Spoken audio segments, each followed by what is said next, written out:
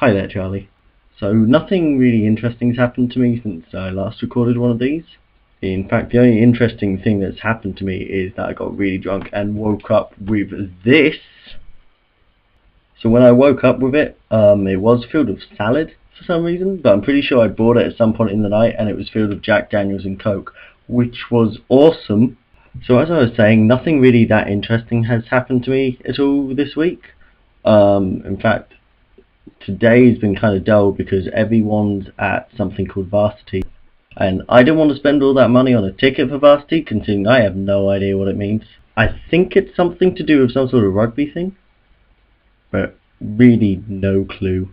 So while all the cool kids were out getting drunk and watching a game that I don't know the rules of, I have been spending all day on Wikipedia.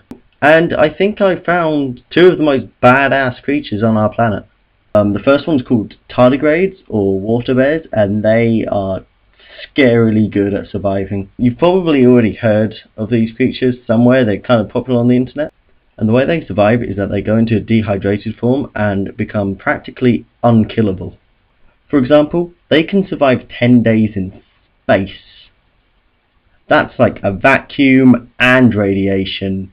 It doesn't really come as that much of a shock to us that they can survive radiation in space, considering the medium lethal dose for them is 5,000 grays of radiation. To put that in perspective, a human can only survive between 5 and 10. They're also really resistant to extreme temperatures while they're in their dehydrated state. For example, they can survive being chilled for a few minutes to 1 degree above absolute zero. They can also be heated to 151 degrees Celsius for a few minutes and survive. And you might be remembering at the beginning I said a couple of the most badass species on the planet. There's tougher competition for these guys. A load of Japanese scientists have discovered there's a species of tick which they had placed alive in their electron microscope. In the pictures we get from that electron microscope, it's still moving its legs.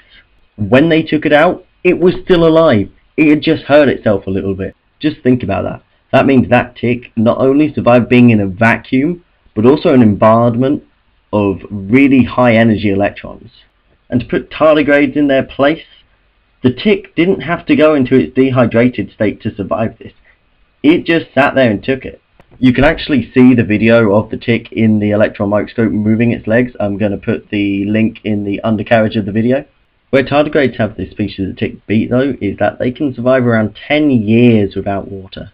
This essentially means that in any end of the world scenario, tardigrades are pretty much going to be the last living thing. And if you're sitting there thinking that there's some tiny microscopic creature, they can grow to about 1.5 millimeters long. So Charlie, I hope you're now as terrified as I am at how bad we are at surviving extremes compared to these things. Ta-ta for now.